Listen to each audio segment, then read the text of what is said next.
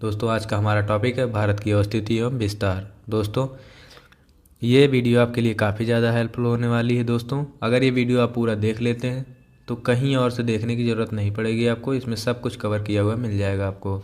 दोस्तों एमसीक्यू और theory section दोनों हम लोग एक साथ कवर करते हुए चलेंगे, जिससे चीज़ें दिमाग में आपके सेट में होती रहेगी। ठीक है दोस्तों, आइए बढ़ते हैं अपने वीडियो की तरफ। भारत किस गोलार्ध में स्थित है? दोस्तों इसको समझने से पहले आपको मैप की थोड़ी बहुत जानकारी होनी चाहिए। हम आपको मैप के साथ साथ सब कुछ कवर करते हुए चलेंगे एकदम जीरो लेवल से, तो आप बिल्कुल टेंशन ना लीजिए। दोस्तों देखिए, ये हमारी पृथ्वी है दोस्तों, ठीक है। इसके बीच से भूमध्य रेखा जाती है, ठीक है। भूमध्य रेखा दोस्तों इसको दो बराबर भागों में बांटती है। इसके ऊपरी सिरे को उत्तरी ध्रुव और निचले सिरे को दक्षिणी ध्रुव के नाम से जाना जाता है। दोस्तों इसके मध्य से उत्तर दक्षिण से होते हुए एक रेखा जाती है जिसको ग्रीनविच माध्य समय रेखा बोलते हैं, ठीक है दोस्तों इसमें जो ये वाला पार्ट है इसको हम उत्तर पूर्वी गोलार्ध बोलते हैं, और इसको उत्तर पश्चिमी गोलार्ध, और इसे दक्षिण पश्चिमी गोलार्ध, और इसको दक्षिण पूर्वी गोलार्ध बोलते हैं। दोस्तों अब आपको समझ में आ गया होगा कि कौन सा गोलार्ध कहाँ स्थित है। बस आपको ये जानना है कि भारत की स्थिति कहाँ है। दोस्तों भारत यहाँ पर स्थित है, तो अब आप लोग उत्तर बताइए इसका कि भारत किस गोलार्ध में स्थित है।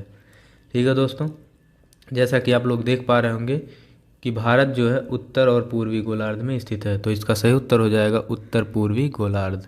ठीक है दोस्तों, चीज़ें हम लोग इस तरह से समझेंगे कि कहीं से कोई प्रॉब्लम नहीं होगी आपको। आइए बढ़ते हैं नेक्स्ट क्वेश्चन की तरफ। भारत के दक्षिणतम बिंदु से भूमध्य रेखा की दूरी कितनी है? दोस्तों आपसे पूछा जा रहा है कि भारत की दक्षिणतम बिंदु मतलब यहाँ से और ये भूमध्य रेखा के बीच की दूरी कितनी है, ये आपको बताना है। दोस्तों इसकी जो दूरी होती है वो 876 किलोमीटर की होती है। नेक्स्ट क्वेश्चन, भारत का क्षेत्रफल कितना है? क्षेत्रफल की बात करें अगर दोस्तों, तो जो भारत का क्षेत्रफल है वो 32,87,263 वर्ग किलोमीटर है, और संपूर्ण विश्व का ये 2.4% है। ठीक है दोस्तों, भारत क्षेत्रफल की दृष्टि से विश्व का 7वां सबसे बड़ा देश है। ठीक है, क्षेत्रफल की दृष्टि से बात करें तो 7वां सबसे बड़ा देश है, जिसमें क्रम इसका याद कर लीजिए: रूस, कनाडा, चीन, अमेरिका, ब्राज़ील, ऑस्ट्रेलिया, भारत और अर्जेंटीना 8वां देश है। दोस्तों आपको कोई ट्रिक की ज़रूरत नहीं पड़नी चाहिए, ये सब आपको रटा हुआ होना चाहिए। तो इसको 3 से 4 बार आप जब इसका नाम लेंगे तो ऑटोमेटिक आपके दिमाग में चीज़ें सेट हो जाएंगी। दोस्तों तो इसका सही उत्तर हो जाएगा ऑप्शन ए 32,87,263 वर्ग किलोमीटर। बढ़ते हैं नेक्स्ट क्वेश्चन की तरफ। विश्व की जनसंख्या के कितने प्रतिशत लोग भारत में रहते हैं? तो दोस्तों अगर क्षेत्रफल की बात तो हमने कर लिया, अब देखते हैं जनसंख्या की दृष्टिकोण से। दोस्तों भारत जनसंख्या की दृष्टि से विश्व का दूसरा सबसे बड़ा देश है। अभी हमने देखा क्षेत्रफल की दृष्टि से वो 7वां सबसे बड़ा देश था, और जनसंख्या की दृष्टि से दूसरा सबसे बड़ा देश है। क्रम भी याद कर लीजिए दोस्तों, सबसे पहले चीन आता है जनसंख्या की दृष्टि से, फिर भारत, उसके बाद अमेरिका तीसरे नंबर पर। संपूर्ण विश्व की जनसंख्या का दोस्तों 17.5% भारत में रहता है। ठीक है, तो इसका सही उत्तर हो जाएगा option C 17.5%। Next question, Bharat की मुख्य भूमि की दक्षिणी विस्तार है? दोस्तों अच्छा क्वेश्चन है, इसको हम अच्छे से मैप में देखेंगे। दोस्तों ये है अपने भारत का मैप, यहाँ से पूछा दोस्तों मुख्य भूमि की दक्षिणी विस्तार, तो जो दोस्तों भारत की मुख्य भूमि है उसका दक्षिणी विस्तार 8 डिग्री 4 मिनट है, तो इसका सही उत्तर हो जाएगा 8 डिग्री 4 मिनट उत्तरी अक्षांश। ठीक है, यहाँ मैप में आप लोग देख पा रहे होंगे भारत उत्तर में स्थित है, तो ये जो रेखा जाएगी 8 डिग्री 4 मिनट ये वाली, तो ये उत्तर में है, तो इसको उत्तरी अक्षांश बोलेंगे। समझ में आ रहा दोस्तों? उम्मीद करता हूँ कि काफ़ी अच्छे से समझ में आ रहा होगा। दोस्तों ये तो हो गया दक्षिणी विस्तार। अगर आपसे उत्तरी विस्तार पूछे तो उत्तरी विस्तार है दोस्तों 68 डिग्री 7 मिनट। इसी तरह इसका पश्चिमी विस्तार है 37.5 डिग्री 6 मिनट पूर्वी देशांतर, जो कि दोस्तों कहाँ से जाती है, ये यहाँ से देख पा रहे होंगे आप, ये ठीक है, ये पूर्वी देशांतर है। ठीक है दोस्तों, 37 डिग्री 6 मिनट। दोस्तों अगर इसका पूर्वी देशांतर की बात करें और पूर्वी हिस्सा इसका जो है सबसे पूर्वी हिस्सा वो 97 डिग्री 25 मिनट। तो इस तरह दोस्तों भारत का विस्तार 8 डिग्री 4 मिनट उत्तरी अक्षांश से, 68 डिग्री 60 मिनट उत्तरी अक्षांश से, 37 डिग्री 6 मिनट पूर्वी देशांतर, से 97 डिग्री 25 मिनट पूर्वी देशांतर के मध्य है। दोस्तों उम्मीद करता हूँ चीज़ें समझ में आ रही होंगी। नेक्स्ट क्वेश्चन देखते हैं दोस्तों। भारत का सबसे उत्तरी बिंदु कौन सा है, आपको बताना है। सबसे उत्तरी बिंदु दोस्तों यहाँ मतलब, तो सबसे उत्तरी बिंदु कौन सा हो जाएगा, इंदिरा काल। लद्दाख में पड़ता है दोस्तों इंदिरा काल।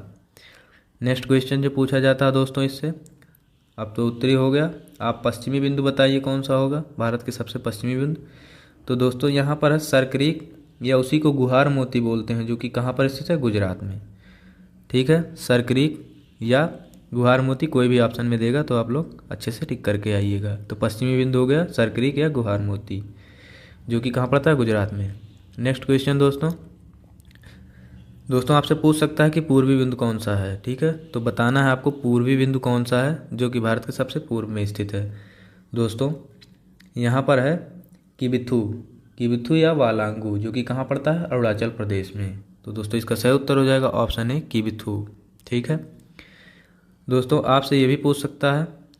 अब देखिए दोस्तों इसको अच्छे से समझिए, यहाँ से आपको दो क्वेश्चन बनेगा।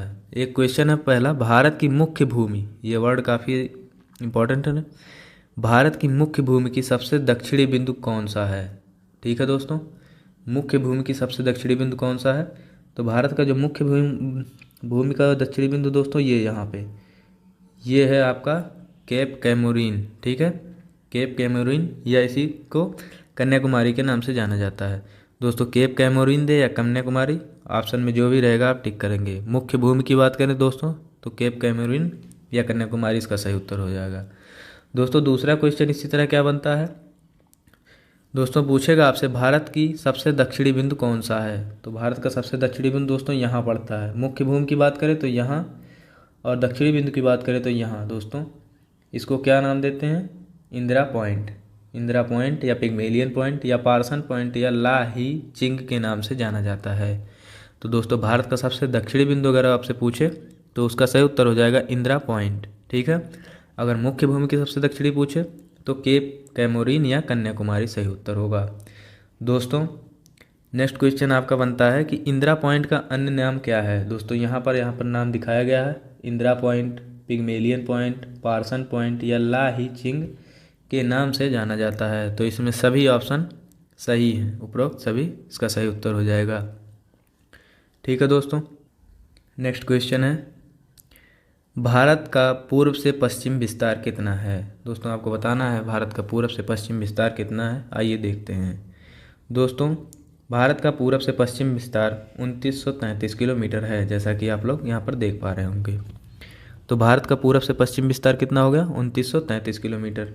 नेक्स्ट क्वेश्चन है, भारत का उत्तर से दक्षिण विस्तार कितना है। दोस्तों हमने पूरब से पश्चिम देख लिया, उत्तर से दक्षिण विस्तार इसका कितना है, 3214 किलोमीटर। ठीक है दोस्तों, तो उत्तर से दक्षिण विस्तार इसका कितना है, 3214 किलोमीटर। ठीक है, इतनी चीज़ें देख लिया आपने दोस्तों, इसका स्क्रीनशॉट लेना चाहें तो ले लें। बढ़ते हैं नेक्स्ट क्वेश्चन की तरफ। कर्क रेखा किस अक्षांश से गुजरती है। ठीक है दोस्तों, कर्क रेखा की बात आ गई यहाँ पर, तो आइए मैप में एक बार अच्छे से देखते हैं इसको। दोस्तों ये भारत का मैप है और इसके एकदम बीचों बीच से 23.5 डिग्री उत्तरी अक्षांश रेखा जाती है, जिसे हम कर्क रेखा बोलते हैं। तो इसका सही उत्तर हो जाएगा ऑप्शन सी, 23.5 डिग्री नॉर्थ रेखा। दोस्तों नेक्स्ट क्वेश्चन, निम्न में से कौन सा राज्य है जिससे कर्क रेखा नहीं गुजरती है। ठीक है दोस्तों, इस क्वेश्चन का उत्तर आप तभी दे पाएंगे जब आपको ये पता हो कि कर्क रेखा किस किस राज्य से गुजरती है। तो आइए देख लेते हैं कर्क रेखा किस किस राज्य से गुजरती है। दोस्तों पहला राज्य पड़ता है गुजरात। ठीक है, गुजरात के बाद राजस्थान, उसके बाद मध्य प्रदेश, मध्य प्रदेश के बाद दोस्तों छत्तीसगढ़, छत्तीसगढ़ के बाद झारखंड, झारखंड के बाद पश्चिम बंगाल, पश्चिम बंगाल के बाद त्रिपुरा, उसके बाद मिजोरम। दोस्तों ये 8 राज्य हैं जिससे कर्क रेखा होकर गुजरती है। एक बार इनका क्रम फिर से देख लीजिए, गुजरात, राजस्थान, मध्य प्रदेश, छत्तीसगढ़, झारखंड, पश्चिम बंगाल, त्रिपुरा और मिजोरम। ठीक है दोस्तों, ट्रिक से याद करने की ज़रूरत नहीं है। अगर भारत का मैप आपको याद है तो ये चीज़ें आपको याद होनी चाहिए। अभी हम आगे आपको भारत का मैप भी याद करवाएंगे, जो कि राज्यों से कहाँ कहाँ लोकेशन है उसका एग्जैक्ट लोकेशन आपको दिखाएंगे। ठीक है दोस्तों, तो आपको मैप अगर याद है तो कोई भी ट्रिक याद करने की ज़रूरत नहीं है, क्योंकि दोस्तों ट्रिक में क्या होता है कि गलत हो जाता है उत्तर। जब आपसे क्रम पूछ लेगा तो आप क्रम का गलत आंसर दे देंगे। तो इसलिए आपको क्रम से याद होना चाहिए कि भारत का पूरा मैप याद रहेगा दोस्तों तो सब हो जाएगा। ठीक है, तो अच्छा क्वेश्चन है दोस्तों, इसको आप अच्छे से नोट कर लीजिए कहीं पर, या स्क्रीनशॉट लेना चाहें तो ले लीजिए। ठीक है, एक क्वेश्चन और बनता है दोस्तों, कर्क रेखा पर कौन सा शहर स्थित है? तो उसका ट्रिक है दोस्तों गबरू। ठीक है, गबरू। जी से हो गया गांधीनगर, ए से अगरतला, बी से भोपाल, आर से रांची, यू से उज्जैन। ठीक है, तो जहाँ ट्रिक की ज़रूरत पड़ेगी हम आपको बता रहे हैं, गबरू इसका ट्रिक है, शहर जो कि कर्क रेखा पर स्थित है। ठीक है, नेक्स्ट क्वेश्चन,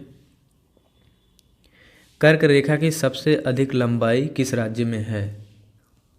अच्छा क्वेश्चन है दोस्तों, कर्क रेखा की सबसे अधिक लंबाई मैप में देखने के बाद आपको पता चल रहा होगा दोस्तों, यहाँ से यहाँ तक देखेंगे तो आप मध्य प्रदेश में इसकी सबसे ज़्यादा लंबाई पाई जाती है। तो कर्क रेखा की सबसे अधिक लंबाई किस राज्य में है? मध्य प्रदेश में। दोस्तों अगर आपसे पूछा है सबसे अधिक लंबाई किस राज्य में है, तो ये भी पूछ सकता है कि सबसे कम लंबाई किस राज्य में है। तो दोस्तों बताइए आप, नेक्स्ट क्वेश्चन हमारा यही है कि कर्क रेखा की सबसे कम लंबाई किस राज्य में है। दोस्तों आप लोग मैप में देख पा रहे होंगे दोस्तों, यहाँ पर देखिए ये राजस्थान है, राजस्थान में ही सबसे कम लंबाई इसकी पाई जाती है। तो कर्क रेखा की सबसे अधिक लंबाई कहाँ पे है दोस्तों? मध्य प्रदेश में, और सबसे कम लंबाई राजस्थान राज्य में पाई जाती है। ठीक है दोस्तों, उम्मीद करता हूँ चीज़ें समझ में आ रही होंगी। दोस्तों हमारा एक टेलीग्राम चैनल है, वहाँ पे आप जुड़ जाइए, जहाँ पर ऐसे क्वेश्चन की प्रैक्टिस पर डे 10 बजे रात्रि में 10 PM पे एक सेलेक्टेड टॉपिक होता है, जो आपसे पूछ के ही एक टॉपिक रखा जाता है और उस पर क्विज होती है। मुफ्त है दोस्तों, ऐसे क्विज पे कोई चार्ज नहीं लगता है। तो अपने तैयारी को बूस्ट करने के लिए आप लोग टेलीग्राम चैनल से जुड़ जाइए, लिंक डिस्क्रिप्शन में दे दूंगा, या आप सर्च कर लीजिएगा विद्यापथ 1। ठीक है, विद्यापथ 1 सर्च करेंगे तो हमारा चैनल दे देगा, आप वहाँ पर जुड़ जाइए। काफ़ी बच्चे तैयारी कर रहे हैं जो अपनी तैयारी को काफ़ी ज़्यादा बूस्ट कर रहे हैं। बढ़ते हैं नेक्स्ट क्वेश्चन की तरफ। भारतीय मानक समय रेखा गुजरती है। दोस्तों कर्क रेखा देख लिया हमने, अब मानक समय रेखा को भी हम लोग मैप से अच्छे से देखेंगे। दोस्तों ये है भारत का मैप, और इसके 82.5 डिग्री और इसके 82.5 डिग्री पूर्वी देशांतर से होकर मानक समय रेखा गुजरती है। दोस्तों मैप में आप लोग देख पा रहे होंगे, यहाँ पर 82.5 डिग्री पूर्वी देशांतर रेखा ये है। ठीक है, तो इसका सही उत्तर हो जाएगा ऑप्शन ए, 82.5 डिग्री पूर्वी देशांतर रेखा। नेक्स्ट क्वेश्चन दोस्तों, इससे क्या बनता है कि भारतीय मानक समय रेखा गुजरती है किसके समीप से? दिल्ली के समीप से, कोलकाता के समीप से, या प्रयागराज या भोपाल के समीप से? दोस्तों उत्तर प्रदेश में एक जगह है मिर्ज़ापुर, जो कि कहाँ पड़ता है? प्रयागराज के पास। ठीक है, मिर्ज़ापुर जो है प्रयागराज के समीप पड़ता है, तो भारतीय मानक समय रेखा वहीं से गुजरती है। कहीं कहीं दोस्तों नैनी भी उत्तर सही है इसका, अगर ऑप्शन में जो मिल जाए, नैनी या मिर्ज़ापुर दोनों ही सही उत्तर है, जो कि प्रयागराज के समीप से होकर गुजरती हैं। नेक्स्ट क्वेश्चन क्या बनता है दोस्तों इससे कि भारतीय मानक समय रेखा किस राज्य से होकर नहीं गुजरती है? तो दोस्तों सबसे पहले तो आपको ये पता होना चाहिए कि भारतीय मानक समय रेखा कहाँ से होकर गुजरती है। आइए देखते हैं दोस्तों, उत्तर प्रदेश, उत्तर प्रदेश के बाद दोस्तों यहाँ से मध्य प्रदेश, मध्य प्रदेश के बाद दोस्तों छत्तीसगढ़, छत्तीसगढ़ के बाद दोस्तों यहाँ पर उड़ीसा, उड़ीसा के बाद आंध्र प्रदेश, और यहाँ से होते हुए श्रीलंका होते हुए वापस निकल जाती है। दोस्तों इस प्रकार 5 राज्य हैं, इनका क्रम एक बार फिर से देख लेते हैं। यहाँ पर उत्तर प्रदेश, मध्य प्रदेश, छत्तीसगढ़, उड़ीसा और आंध्र प्रदेश। ठीक है, तो दोस्तों उत्तर प्रदेश, मध्य प्रदेश, छत्तीसगढ़, उड़ीसा और आंध्र प्रदेश से होकर ये रेखा गुजरती है। तो इसका उत्तर देने के लिए आप लोग देखेंगे, यहाँ पर आंध्र प्रदेश से जाती है दोस्तों, छत्तीसगढ़ से भी जाती है, उत्तर प्रदेश से जाती है, लेकिन महाराष्ट्र से नहीं जाती है। तो इसका सही उत्तर हो जाएगा ऑप्शन सी, भारतीय मानक समय रेखा महाराष्ट्र से होकर नहीं गुजरती है। ठीक है दोस्तों, नेक्स्ट क्वेश्चन है, ऐसे राज्य का नाम बताइए जिससे कर्क रेखा एवं मानक समय रेखा दोनों गुजरती हों। दोस्तों आपने दोनों अच्छे से देख लिया है कि कर्क रेखा कहाँ से होकर गुजरती है और भारतीय मानक समय रेखा कहाँ से गुजरती है। तो आपको बताना है दोनों को रिलेट करके कि कौन सा ऐसा राज्य है जिससे कर्क रेखा एवं मानक समय रेखा दोनों गुजरती हैं। देखिए दोस्तों, राजस्थान है। राजस्थान से दोस्तों कर्क रेखा जाती है, ठीक है, लेकिन भारतीय मानक समय रेखा नहीं जाती, तो पहले ही ऑप्शन ये गलत हो गया। मध्य प्रदेश दोस्तों, हाँ, मध्य प्रदेश से कर्क रेखा भी जाती है और भारतीय मानक समय रेखा भी जाती है। उत्तर प्रदेश की बात करें दोस्तों, तो मानक समय रेखा तो जाती है लेकिन कर्क रेखा नहीं जाती है। दोस्तों तीसरा ऑप्शन है मध्य प्रदेश। मध्य प्रदेश से दोस्तों कर्क रेखा जाती है, भारतीय मानक समय रेखा भी जाती है। छत्तीसगढ़ से दोस्तों भारतीय मानक समय रेखा भी जाती है और कर्क रेखा भी जाती है। तो इसका सही उत्तर हो जाएगा ऑप्शन सी। बहुत ही अच्छा क्वेश्चन है दोस्तों, दोनों को रिलेट करने के लिए। दोस्तों यहाँ पर जो भी चीज़ें आपको प्रोवाइड की जा रही हैं एग्ज़ाम के दृष्टिकोण से काफ़ी ज़्यादा महत्वपूर्ण हैं। ऐसी भी कोई भी फालतू चीज़ें नहीं पढ़ाई जाएंगी। नेक्स्ट क्वेश्चन दोस्तों, भारतीय मानक समय रेखा ग्रीनविच माध्य रेखा से कितना आगे है। तो दोस्तों इसको अच्छे से समझने के लिए हम आपको ले चलते हैं थोड़ा सा आगे। दोस्तों ये देखिए, ये दोनों रेखाएं देख पा रहे होंगे आप दोस्तों, जैसे कि ये ग्रीनविच माध्य रेखा है जो कि 0 डिग्री देशांतर से होकर गुजरती है और भारत के बीच से 82.5 डिग्री पूर्वी देशांतर रेखा की चर्चा हम लोग कर चुके हैं। दोस्तों यहाँ पर पूछा है कि ग्रीनविच माध्य रेखा से भारतीय मानक समय रेखा कितना आगे है। दोस्तों दो तरीका है, या तो आपको समय ही पता हो या उनके बीच का देशांतर रेखाओं का अंतर पता हो। तो दोस्तों हमें समय नहीं पता है, हमें देशांतर रेखाओं का अंतर पता है, क्योंकि यहाँ से यहाँ तक की दूरी कितनी है, 82.5 डिग्री पूर्वी देशांतर, ठीक है, ये पता है। तो हम इसको समय में कन्वर्ट कर सकते हैं। कैसे, आइए देखते हैं। दोस्तों पृथ्वी का एक चक्कर लगाने में 360 डिग्री घूमना पड़ता है इसको, ठीक है। 360 डिग्री घूमने में 24 घंटा लेती है, ठीक है। और अगर 24 घंटा को मिनट में भी चेंज करें तो 24 × 60 ये हो जाएगा मिनट, ठीक। अच्छे से देखते जाइएगा। और इसी को अगर हम 1 डिग्री घूमने का चेक करें दोस्तों तो कैसे हो जाएगा, 24 × 60/360, ठीक। तो ये कट जाएगा 6 बार और ये 6 चौक 24, तो 4 मिनट का समय लगता है 1 डिग्री घूमने में, ठीक है। यही आपका की पॉइंट है दोस्तों। 1 डिग्री घूमने में 4 मिनट लगता है, तो आप 82.5 डिग्री घुमाने में कितना समय लगेंगे, देखो इसको 82.5 डिग्री घूमने में इसको 82 × 4 कर लेंगे, ठीक है। तो यहाँ से हो जाएगा,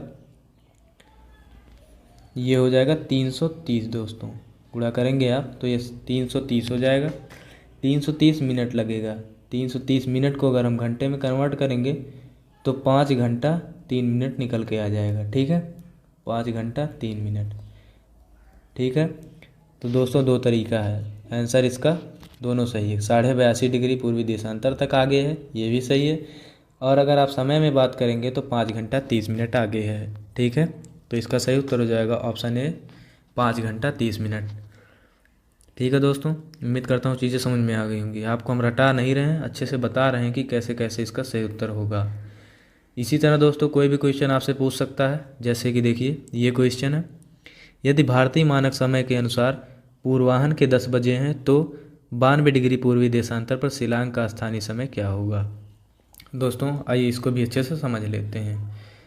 दोस्तों क्वेश्चन का कहना ये है कि 82.5 डिग्री जो पूर्वी देशांतर रेखा यहाँ से मान लीजिए जो गुजरी है, ठीक है, यहाँ पर इस समय 10 बज रहा है, ठीक, यहाँ पर 10 बज रहा है। और आपसे पूछा है 92 डिग्री पूर्वी देशांतर पर, मतलब यहाँ पे देख पा रहे होंगे आप, जो ये रेखा गई है यहाँ पर कितना बज रहा होगा, टाइम क्या हो रहा होगा यहाँ पर, ठीक है। तो इन दोनों के बीच का हमें देशांतर रेखाओं का अंतर पता हो गया कितना है, क्योंकि ये 82.5 डिग्री है, ठीक है, ये 82.5 डिग्री है और ये 92 डिग्री है। तो इनके बीच का जब डिफरेंस निकालेंगे हम तो 92 - 82.5 डिग्री, और कितना आ जाएगा दोस्तों, ये 9.5 डिग्री, ठीक है। तो ये दोस्तों हो गया 9.5 डिग्री देशांतर। अब इसको हम समय में कन्वर्ट करेंगे तो 1 डिग्री में 4 मिनट होता है, अभी पीछे आपने देख लिया। तो 9.5 डिग्री में कितना मिनट हो जाएगा दोस्तों, 9.5 डिग्री में हो जाएगा, यहाँ से गुणा कर देंगे 4 से, 9 चौक 36 और 2 38, मतलब 38 मिनट हो जाएगा दोस्तों, ठीक है। तो यहाँ पर 10 बज रहा था तो यहाँ पर कितना बच जाएगा 10 + 38, तो मतलब 10:38। ठीक है, तो इसका सही उत्तर हो जाएगा ऑप्शन बी 10:38। ठीक है दोस्तों, उम्मीद करता हूँ समझ में आ रहा होगा दोस्तों। इस तरह आपने समय निकालना देख लिया, कैसे समय निकलेगा, कौन किससे कितना आगे जाएगा ये भी देख लेंगे आप लोग। इसी तरह क्वेश्चन बन सकते हैं, तो रटना नहीं है आपको कुछ भी कि भारत का मानक समय रेखा कितना आगे, 5.5 घंटा, बस याद कर लिए काम हो गया, ऐसा नहीं। चीज़ें अच्छे से समझते जाइए, फिर आपके दिमाग में कोई प्रेशर नहीं रहेगा कि कैसे याद करना है कैसे नहीं याद करना है। बढ़ते हैं नेक्स्ट क्वेश्चन की तरफ दोस्तों। 1 डिग्री अक्षांश रेखा के बीच की दूरी कितनी होती है दोस्तों, इसको भी अच्छे से मैप से समझेंगे। देखिए कैसे दोस्तों, मान लीजिए ये दोनों समांतर रेखाएं हैं, मानना क्या दोस्तों, होती है समांतर रेखाएं, और ये क्रमवार हैं। जैसे मान लीजिए 20 डिग्री है तो ये 21 डिग्री है, ठीक है, ऐसा मान लीजिए आप लोग। तो इनके जो बीच की दूरी होती है दोस्तों ये 111 किलोमीटर की होती है। ठीक है, 1 डिग्री अक्षांश रेखा के बीच की दूरी कितनी होती है, 111 किलोमीटर। कुछ एडिशनल जानकारी देख लेते हैं दोस्तों इसमें। अक्षांश रेखा एक दूसरे के समानांतर होती है, ठीक है, इनके बीच की दूरी हर जगह समान होती है। यहाँ 111 किलोमीटर दोस्तों, यहाँ भी 111 किलोमीटर, हर जगह यहाँ से घूम के वापस आएंगे तो यहाँ भी 111 किलोमीटर, पीछे की तरफ साइड भी 111 किलोमीटर ही दूरी होगी हर जगह, और ये रेखाएं एक दूसरे के समानांतर होती हैं। दूसरा क्वेश्चन जो बनता है दोस्तों, आपसे पूछा जाता है अक्षांश रेखाओं की संख्या से संबंधित। तो इसमें 2 चीज़ें हैं। देखिए, अक्षांश रेखाओं की संख्या आप 181 कह सकते हैं यदि ध्रुव को रेखा माने। दोस्तों यहाँ पर जो पोल है ना, ये भी इसी तरह घूम के बना है, तो यहाँ पर ये इतना छोटा होता है ना कि इसको कुछ लोग बिंदु मानते हैं और कुछ लोग इसको रेखा मानते हैं, कुछ वैज्ञानिक। तो दोस्तों दोनों तरीके से सही है। अगर इसको रेखा माना जाए तो ये 181 हो जाती हैं संख्या में, और अगर इसको बिंदु मान लें तो 179 रेखाएं होती हैं। ठीक है, तो क्वेश्चन में जिस तरह से आंसर क्वेश्चन पूछा जाएगा उस तरह से आपको आंसर देना है। अगर ध्रुव को रेखा मानकर पूछेगा तो 181, और अगर बिंदु मान के पूछे तो 179 इसका सही उत्तर होगा। नेक्स्ट क्वेश्चन दोस्तों, 2 देशांतर रेखाओं के बीच की अधिकतम दूरी होती है। दोस्तों आपको बताना है देशांतर रेखाओं के बीच की अधिकतम दूरी कहाँ पर होती है। दोस्तों रटना कुछ नहीं है, आइए दिखाते हैं कैसे। देशांतर रेखाएं आप लोग समझ गए होंगे और अक्षांश रेखाएं भी समझ गए होंगे, तो बताने की ज़रूरत नहीं है। ये आपको यहाँ पर देख पा रहे होंगे, ये हैं देशांतर रेखाएं। ठीक है दोस्तों, यहाँ पर देख पा रहे होंगे आप लोग। दोस्तों आप लोग देख पा रहे होंगे यहाँ पर देशांतर रेखाओं के बीच की दूरी कम है, फिर धीरे धीरे बढ़ रही है। और यहाँ पर विषुवत रेखा जहाँ है वहाँ पर ये मैक्सिमम होती है, उसके बाद फिर कम होते कम हो जाती है। तो अगर आपसे पूछे देशांतर रेखाओं के बीच की दूरी अधिकतम कहाँ होती है, तो अधिकतम दोस्तों विषुवत रेखा पर होती है। विषुवत रेखा मतलब दोस्तों भूमध्य रेखा पर। तो इसका सही उत्तर हो जाएगा ऑप्शन बी, भूमध्य रेखा पर। ये भी क्वेश्चन पूछ सकता है दोस्तों कि दूरी कितनी होती है, तो इनके बीच की जो दूरी होती है 111.32 किलोमीटर होती है। दोस्तों नेक्स्ट क्वेश्चन आपसे पूछ सकता है कि देशांतर रेखाओं के बीच की न्यूनतम दूरी कितनी होती है। ठीक है दोस्तों, तो इसी तरह आपको बताना है कि न्यूनतम दूरी कहाँ होगी। दोस्तों आपने देख लिया विषुवत रेखा पर मैक्सिमम दूरी होती है, लेकिन दोस्तों न्यूनतम कहाँ पर होगी, ध्रुवों पर। यहाँ भी ध्रुव है, इधर एक साइड भी ध्रुव है दोस्तों जो दिख नहीं रहा है। ठीक है, तो ध्रुवों पर इनके बीच की दूरी जो है मिनिमम होती है, ठीक है, न्यूनतम होती है। तो इसका सही उत्तर हो जाएगा ऑप्शन ए। दोस्तों दूरी अगर आपसे पूछ ले एग्जैक्ट कितनी होती है तो 0 किलोमीटर, क्योंकि दोस्तों यहाँ पर एकदम सटे हुए होते हैं, इनके बीच कोई भी दूरी नहीं पाई जाती है। नेक्स्ट क्वेश्चन, 8 डिग्री चैनल किसे अलग करता है। दोस्तों आपको बताना है 8 डिग्री चैनल किसे अलग करता है। आइए देखते हैं अच्छे से मैप में इसको। दोस्तों यहाँ पर देख पा रहे होंगे ये 8 डिग्री चैनल, यहाँ पर देखिए 8 डिग्री चैनल ये गया है यहाँ पर। दोस्तों यहाँ पर ये है मालदीव, ठीक है, अच्छे से देखते जाइए, और ये है लक्षद्वीप। ठीक है, यहाँ पर दोस्तों ये देखिए रेड कलर से दिखाया गया आपको, ये है मिनिकॉय जो कि किसका पार्ट है, ये मिनिकॉय है, ठीक है, जो कि लक्षद्वीप का ही पार्ट है। ठीक, तो 8 डिग्री चैनल मिनिकॉय को मालदीव से अलग करता है। ठीक है, मिनिकॉय को मालदीव से अलग करता है, या यूँ कहें कि भारत और मालदीव के बीच 8 डिग्री चैनल है। ठीक है, नेक्स्ट क्वेश्चन यहाँ से क्या बनता है दोस्तों, आपसे पूछ लेगा 9 डिग्री चैनल किसे अलग करता है। तो दोस्तों यहाँ पर देखिए ये जो रेखा गई है ये 9 डिग्री चैनल रेखा है। तो दोस्तों मिनी का है और ये मालदीव वाला जो पार्ट है, सॉरी लक्षद्वीप वाला जो पार्ट है इसको अलग करता है। ठीक है, 9 डिग्री चैनल जो है ये मिनी का है और लक्षद्वीप के बीच स्थित है। ठीक है, तो समझ में आ रहा होगा दोस्तों। लक्षद्वीप का पार्ट ही है मिनी का है, लेकिन ये थोड़ा सा दूर पड़ता है दक्षिणी हिस्से में, इसीलिए इसका जानना ज़रूरी है। तो 9 डिग्री चैनल जो कि मिनी का और लक्षद्वीप के बीच स्थित है इन दोनों को अलग करता है। नेक्स्ट क्वेश्चन बनता है इन्हीं रेखाओं से दोस्तों कि 10 डिग्री चैनल किसे अलग करता है।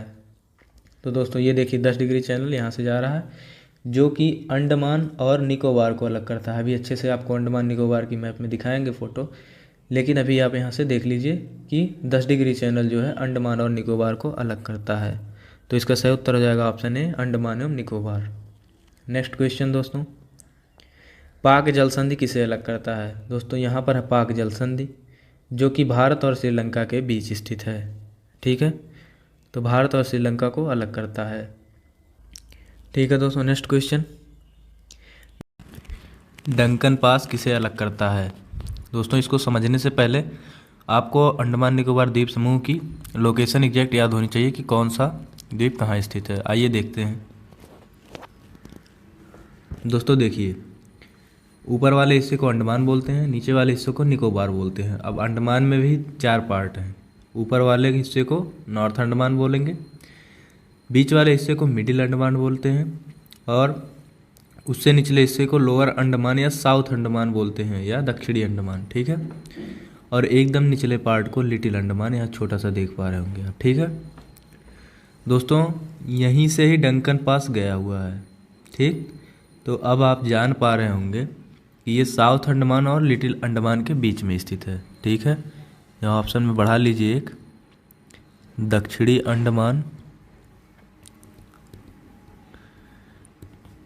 से लिटिल अंडमान को। ठीक है,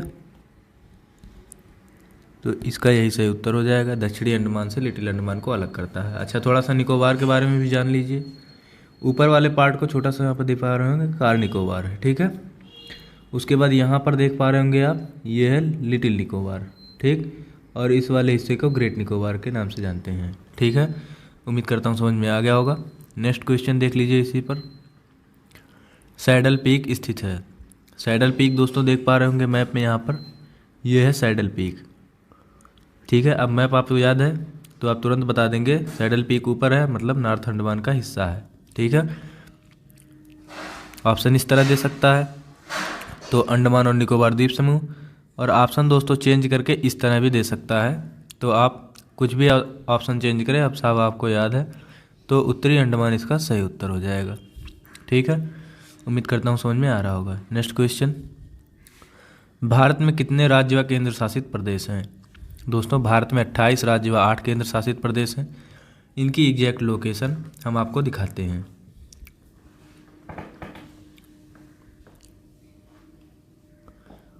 ठीक है, देखिए यहाँ पर आपको 28 राज्य दिखाए जा रहे हैं और 8 केंद्र शासित प्रदेश भी यहीं पर देख लीजिए। इनकी एग्जैक्ट लोकेशन साथ में याद करते रहिएगा और वीडियो को 2-3 बार रिवाइंड करके देखिएगा तो चीज़ें आपके दिमाग में सेट हो जाएंगी। दोस्तों मैप आपको एकदम से याद होना चाहिए, कम से कम 20 से 25% क्वेश्चन आपको मैप याद होने से हो जाता है आपका। आइए देखते हैं। राज्य की एग्जैक्ट लोकेशन के लिए आपको ये वीडियो देखना ही देखना है। दोस्तों आइए देखते हैं कौन सा राज्य कहाँ स्थित है। हिमाचल प्रदेश दोस्तों, उसके बाद पंजाब ये है, हरियाणा दोस्तों, उसके बाद उत्तराखंड, उत्तराखंड के बाद चर्चा करें इधर तो ये है राजस्थान, फिर गुजरात, फिर यहाँ पर देख पा रहे होंगे महाराष्ट्र, फिर उसके बाद छोटा सा देख पा रहे होंगे गोवा, गोवा के बाद उसके नीचे कर्नाटक, कर्नाटक के नीचे दोस्तों केरल, केरल के बाद तमिलनाडु, तमिलनाडु के बाद आंध्र प्रदेश, फिर यहाँ पर तेलंगाना, तेलंगाना के बाद दोस्तों छत्तीसगढ़, छत्तीसगढ़ के बाद उड़ीसा, छत्तीसगढ़ के बाद दोस्तों यहाँ पर है उड़ीसा, उड़ीसा के बाद मध्य प्रदेश, मध्य प्रदेश के बाद यहाँ पर ऊपर देख पा रहे होंगे उत्तर प्रदेश, उत्तर प्रदेश के बाद दोस्तों बिहार, बिहार के नीचे झारखंड, झारखंड के बाद यहाँ पर पश्चिम बंगाल, पश्चिम बंगाल के बाद ये है सिक्किम। सिक्किम के बाद आप लोग देख पा रहे होंगे ये है अरुणाचल प्रदेश। अरुणाचल प्रदेश के बाद देख पा रहे होंगे आप असम। असम के बाद दोस्तों नागालैंड। नागालैंड के बाद यहाँ पर मणिपुर। मणिपुर के बाद ये उसके नीचे मिजोरम, और मिजोरम के पश्चिमी साइड में है त्रिपुरा, और त्रिपुरा के जस्ट ऊपर मेघालय। दोस्तों तो ये 28 राज्य आपको क्लियर हो गए होंगे कौन से राज्य कहाँ पर हैं। आप लोग 2-3 बार वीडियो रिवाइंड करके इसकी लोकेशन अच्छे से देख पा रहे होंगे। दोस्तों आइए केंद्र शासित प्रदेश की भी चर्चा साथ ही साथ कर लेते हैं। 8 केंद्र शासित प्रदेश हैं जैसा कि दोस्तों वर्तमान में। दोस्तों सबसे पहले चर्चा करते हैं लद्दाख की। दोस्तों उत्तरी हिस्से में देख पा रहे होंगे ये है लद्दाख, ठीक है। लद्दाख के बाद दूसरा है जम्मू कश्मीर। जम्मू कश्मीर के बाद यहाँ पंजाब के पास आप लोग देख पा रहे होंगे चंडीगढ़। चंडीगढ़ उसके बाद दोस्तों ये है दिल्ली। दिल्ली के बाद दमन एवं दीव और दादर नगर हवेली, जो कि अब एक ही केंद्र शासित प्रदेश हैं, ठीक है। तो दोनों का लोकेशन आप लोग देख पा रहे होंगे। उसके बाद दोस्तों तमिलनाडु में पुदुचेरी है। पुदुचेरी के बाद अंडमान निकोबार द्वीप समूह देख पा रहे होंगे आप लोग, और ये है लक्षद्वीप। तो दोस्तों इस प्रकार 8 केंद्र शासित प्रदेश हैं और 28 राज्यों की चर्चा हम लोग कर चुके हैं। दोस्तों वीडियो पसंद आ रही है तो लाइक कर दीजिए, शेयर और सब्सक्राइब तो कर ही दीजिए। नेक्स्ट क्वेश्चन दोस्तों, भारत के सबसे लंबी अंतर्राष्ट्रीय सीमा बनाने वाला देश कौन है? भारत के साथ सबसे लंबी अंतर्राष्ट्रीय सीमा बनाने वाला देश कौन सा दोस्तों? अब बात आ गई दोस्तों अंतर्राष्ट्रीय सीमा की। अभी आपको अंतर्राष्ट्रीय सीमा के बारे में कुछ नहीं पता है, तो आइए अंतर्राष्ट्रीय सीमा के बारे में थोड़ी सी जानकारी पहले ले लेते हैं, उसके बाद क्वेश्चन का आंसर देंगे। दोस्तों देखते हैं अंतर्राष्ट्रीय सीमा। अंतर्राष्ट्रीय सीमा को दोस्तों देखने से पहले आइए हम लोग मैप देख लेते हैं। दोस्तों यहाँ पर देखिए ये भारत का मैप है, और जो जो देश भारत के साथ सीमा बना रहे हैं उनका नाम दिया गया है, ठीक है। दोस्तों इसके लिए एक ट्रिक है 55 MBA। दोस्तों यहाँ पर बा से हो गया बांग्लादेश, चा से हो गया चीन, ठीक है दोस्तों, चा से चीन, पा से पाकिस्तान, ठीक है दोस्तों, ना से हो गया नेपाल, ठीक है, ना से नेपाल, और एम से म्यांमार, ठीक है, बी से भूटान, ठीक है, बी से क्या हो गया दोस्तों भूटान, और ए से हो गया अफ़गानिस्तान। दोस्तों अब एक एक की चर्चा हम लोग अच्छे से करेंगे कि बांग्लादेश से कौन कौन से राज्य लगते हैं। दोस्तों बांग्लादेश, असम, मेघालय, त्रिपुरा और मिजोरम जो कि बांग्लादेश से लगते हैं। दोस्तों ऐसे समझ में नहीं आ रहा होगा, तो आइए अच्छे से इसमें देखते हैं। आइए मैप में देखते हैं। दोस्तों ये है बांग्लादेश की आउटर लाइन जो कि भारत के राज्यों के साथ सीमा बना रही है। अब आइए राज्यों को देख लेते हैं एक बार। ये है दोस्तों पश्चिम बंगाल। पश्चिम बंगाल के बाद यहाँ से असम सीमा बना रही है। असम के बाद दोस्तों यहाँ पर मेघालय देख पा रहे होंगे आप, सीमा बना रही है। मेघालय के बाद दोस्तों यहाँ पर त्रिपुरा सीमा बना रही है। त्रिपुरा के बाद दोस्तों मिजोरम भी सीमा बना रही है। तो इस तरह 5 राज्य जो हैं आप लोग अच्छे से देख लिए कौन कौन से राज्य सीमा बना रहे हैं। बांग्लादेश की चर्चा हो गई दोस्तों। ये 4096 किलोमीटर भारत के राज्यों के साथ सीमा बनाती है, जो कि मैक्सिमम है दोस्तों ये जो क्रम लिखा हुआ है ये मैक्सिमम से मिनिमम की तरफ है। सबसे ज़्यादा बांग्लादेश सीमा बनाती है, फिर चीन, फिर पाकिस्तान, फिर नेपाल, फिर म्यांमार, फिर भूटान, फिर अफ़गानिस्तान। तो इस तरह चीज़ें दोस्तों अच्छे से आपको याद हो रही होंगी। अब चीन की बात करते हैं दोस्तों। चीन की आउटर लाइन में कौन कौन से राज्य आते हैं देखते हैं। यहाँ पर लद्दाख, हिमाचल प्रदेश, उत्तराखंड, सिक्किम और अरुणाचल प्रदेश, इस तरह से 5 राज्य जो हैं चीन से सीमा बनाते हैं। आइए देख लेते हैं कैसे। दोस्तों यहाँ पर देखिए, यहाँ से यहाँ तक हो गई इसकी चीन की सीमा, उसके बाद बीच में नेपाल पड़ जाता है, उसके बाद फिर से यहाँ से शुरू होकर यहाँ तक चीन की सीमाएं लगती हैं। तो कौन कौन से राज्य हैं? लद्दाख, लद्दाख के बाद दोस्तों हिमाचल प्रदेश, हिमाचल प्रदेश के बाद उत्तराखंड, उत्तराखंड के बाद दोस्तों सिक्किम सीमा बनाता है, यहाँ पर देख पा रहे होंगे। सिक्किम के बाद अरुणाचल प्रदेश चीन से सीमाएं बनाता है। तो इस तरह 5 राज्य हो गए चीन के। उसके बाद पाकिस्तान की चर्चा करते हैं दोस्तों। पाकिस्तान जो है सीमाएं बनाता है कि कौन कौन से राज्य से?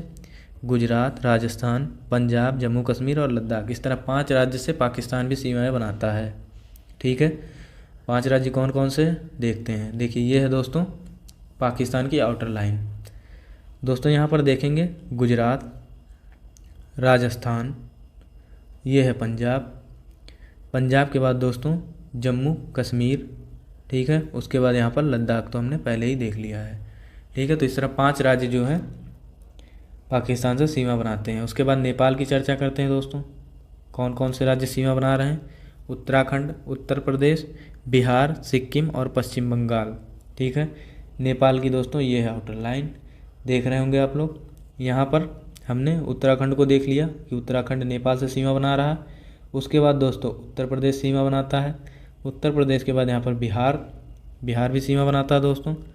उसके बाद सिक्किम, सिक्किम भी सीमा बना रहा है नेपाल से दोस्तों।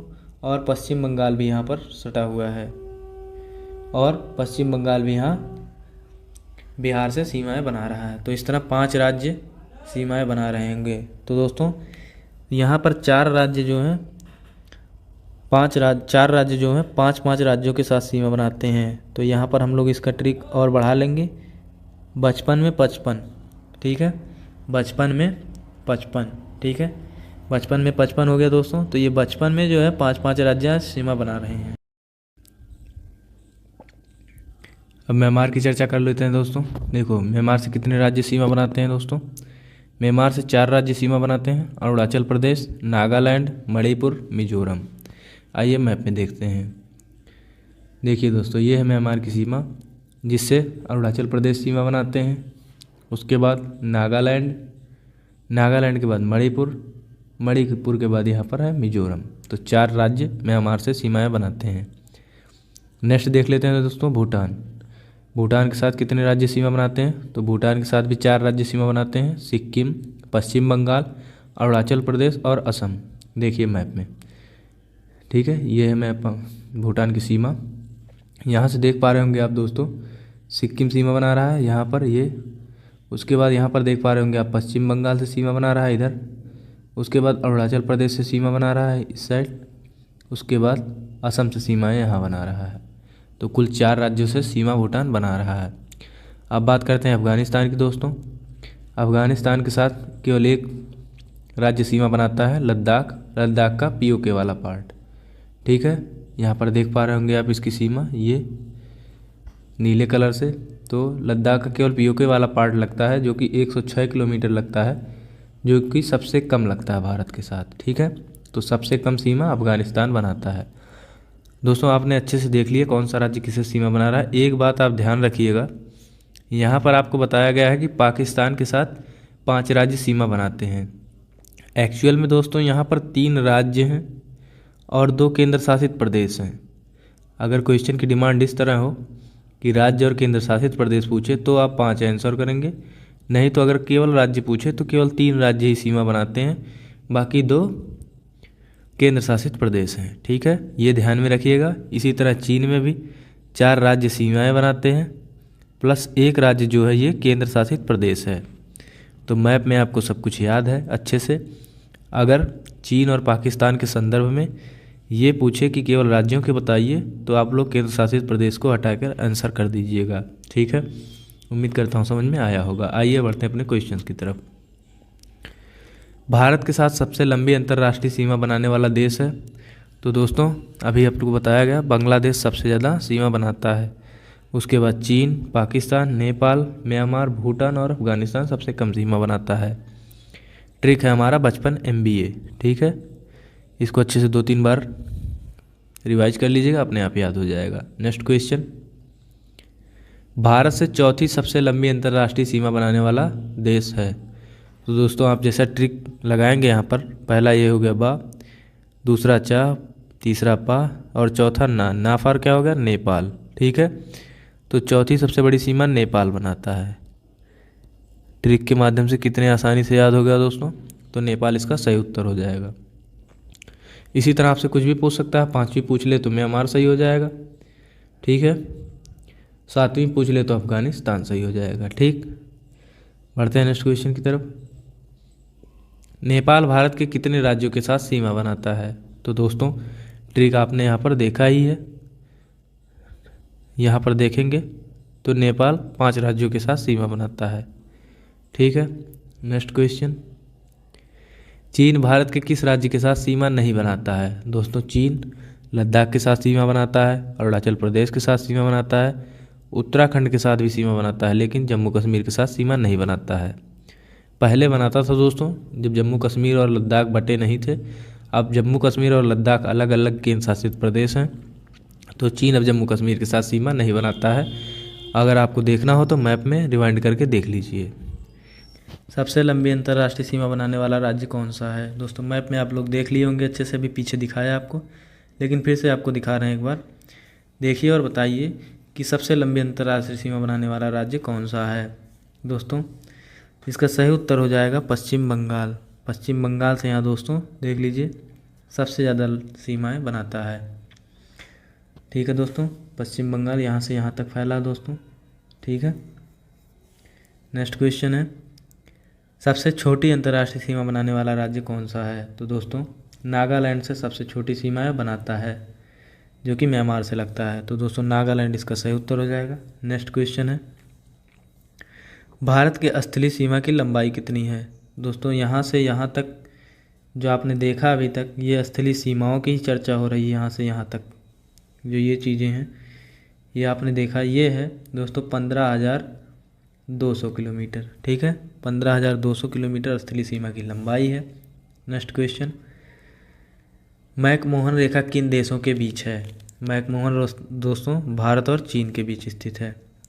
रेड क्लिफ रेखा भारत और पाकिस्तान के बीच स्थित है दोस्तों। नेक्स्ट क्वेश्चन, 3 बीघा कॉरिडोर किन देशों के बीच है? तो भारत और बांग्लादेश के बीच 3 बीघा कॉरिडोर है दोस्तों।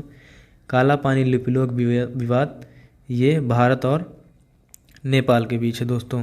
ठीक है, तो काला पानी लिपुलेख विवाद भारत और, एक ऑप्शन और यहाँ पर बढ़ा लीजिए दोस्तों, ऑप्शन ई भारत और नेपाल।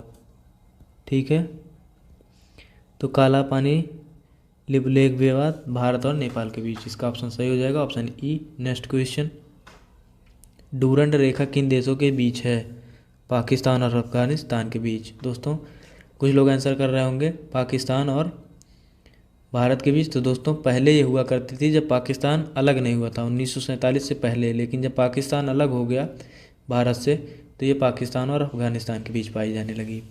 भारत एवं चीन के बीच सीमा निर्धारित करने वाली मैकमोहन रेखा निम्न में से किस प्रदेश के उत्तरी सीमा पर खींची गई है? दोस्तों ये है अरुणाचल प्रदेश के उत्तरी सीमा पर। मैप में आप लोग देख लीजिए अच्छे से, ये है मैकमोहन रेखा दोस्तों, यहाँ अरुणाचल प्रदेश स्थित है।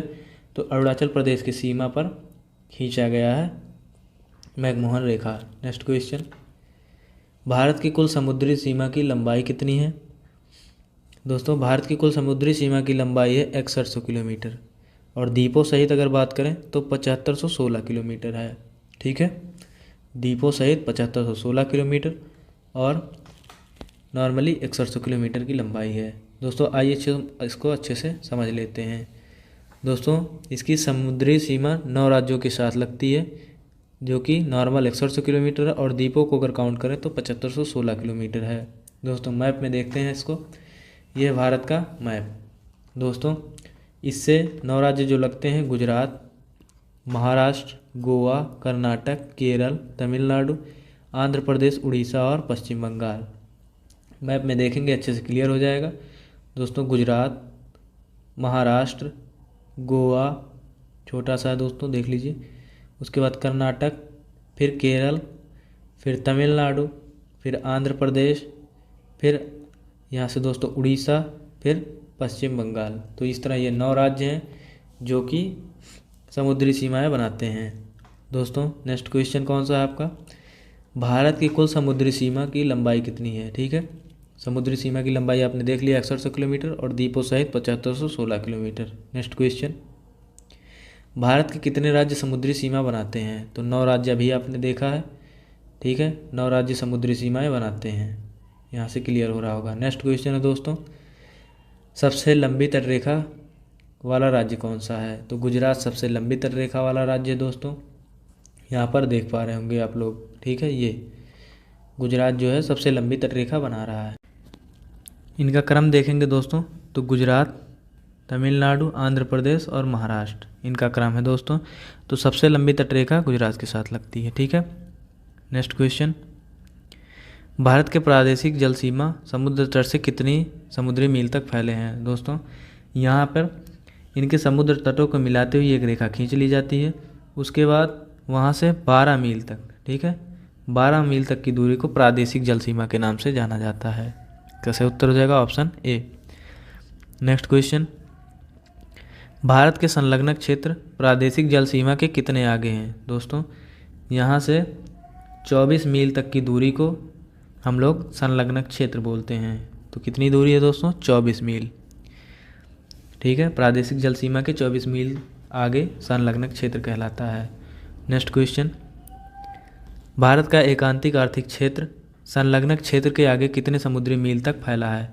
दोस्तों यहाँ पर संलग्न क्षेत्र के आगे 200 मील तक, ठीक है, एकांतिक आर्थिक क्षेत्र कहलाता है। कितने आगे तक, 200 मील तक। नेक्स्ट क्वेश्चन, ऐसे राज्य का नाम बताइए जो स्थलीय और समुद्री दोनों सीमाएं बनाते हैं। तो दोस्तों गुजरात और पश्चिम बंगाल ऐसे राज्य हैं जो स्थल और समुद्र दोनों से लगते हैं। दूसरा क्वेश्चन है दोस्तों, राज्य जो ना तो स्थलीय सीमा बनाते हैं और ना ही जलीय, तो ऐसे राज्य कौन कौन से हैं। हरियाणा, मध्य प्रदेश, तेलंगाना, छत्तीसगढ़ और झारखंड। तो दोस्तों इसका सही उत्तर हो जाएगा ऑप्शन डी। ये सभी राज्य हैं जो ना स्थल से सीमा बनाते हैं और ना ही जल से। नेक्स्ट क्वेश्चन, निम्न में से कौन सा राज्य सेवन सिस्टर का सदस्य नहीं है। ऑप्शन आपके सामने है दोस्तों पहले तो ये देख लीजिए सेवन सिस्टर के सदस्य कौन कौन से हैं। ठीक है, देखिए यहाँ पर अरुणाचल प्रदेश, असम, नागालैंड, मणिपुर, मिजोरम, त्रिपुरा और ये मेघालय। तो ये 7 राज्य हैं जो कि सेवन सिस्टर के सदस्य हैं। दोस्तों यहाँ पर ऑप्शन में देखिए, सिक्किम सेवन सिस्टर का सदस्य नहीं है, मणिपुर, नागालैंड और अरुणाचल प्रदेश, ये तीनों ही सेवन सिस्टर के सदस्य हैं। तो ऑप्शन ए इसका सही उत्तर हो जाएगा। दोस्तों यहाँ से सिक्किम देख लीजिए, यहाँ पर है, ये सेवन सिस्टर का सदस्य नहीं है। पश्चिम बंगाल दोस्तों यहाँ पर ये भी सेवन सिस्टर का सदस्य नहीं है। ठीक है, तो ये पूर्वोत्तर के 7 राज्य जो हैं सेवन सिस्टर के सदस्य हैं। नेक्स्ट क्वेश्चन है, सेवन सिस्टर का कौन सा राज्य सेवन सिस्टर के अन्य सभी राज्यों के साथ सीमा बनाता है। दोस्तों अच्छा क्वेश्चन है, नया क्वेश्चन है दोस्तों। देखिए यहाँ पर ये असम है जो कि अन्य सभी राज्यों के साथ सीमा बना रहा है। ठीक है, सेवन सिस्टर के अन्य सभी राज्यों के साथ ये सीमा बनाता है। तो इसका सही उत्तर हो जाएगा option A, Assam. Next question, Nagaland सीमा नहीं बनाता है। नागालैंड किससे सीमाएं नहीं बना रहा दोस्तों, यहाँ पर देख पा रहे होंगे आप, अरुणाचल प्रदेश से भी सीमा बना रहा है, असम से भी सीमा बना रहा है, मणिपुर से भी सीमा बना रहा है, लेकिन मिजोरम से सीमाएं नहीं बना रहा है। तो इसका सही उत्तर हो जाएगा ऑप्शन डी, मिजोरम। ठीक है दोस्तों आइए देख लेते हैं जो सेवन सिस्टर के राज्य हैं किन के साथ सीमाएं बनाते हैं। यहाँ पर देख लीजिए, अरुणाचल प्रदेश के साथ असम और नागालैंड सीमा बनाए रहे हैं। मैप में आप देखते चलिए, नागालैंड के साथ अरुणाचल प्रदेश, मणिपुर और असम सीमाएं बनाते हैं। मणिपुर के साथ नागालैंड, असम और मिजोरम सीमाएं बना रहा है। मिजोरम के साथ मणिपुर, असम और त्रिपुरा सीमा बना रहा है। त्रिपुरा के साथ असम और मिजोरम सीमा बनाते हैं। मेघालय के साथ एकमात्र राज्य असम सीमाएं बनाता है। असम के साथ पश्चिम बंगाल, अरुणाचल प्रदेश, नागालैंड, मणिपुर, मिजोरम, त्रिपुरा, मेघालय ये सभी सीमाएं बनाते हैं। ठीक है दोस्तों, मणिपुर सीमा बनाता है। मणिपुर बताना आपको किस राज्य से सीमा बनाता है दोस्तों। यहाँ पर देख पा रहे होंगे, मणिपुर नागालैंड, असम और मिजोरम के साथ सीमाएं बनाता है। तो दोस्तों अरुणाचल प्रदेश के साथ सीमा नहीं बनाता है, मेघालय के साथ सीमा नहीं बनाता है, त्रिपुरा के साथ सीमा नहीं बनाता है। तो मिजोरम इसका सही उत्तर हो जाएगा।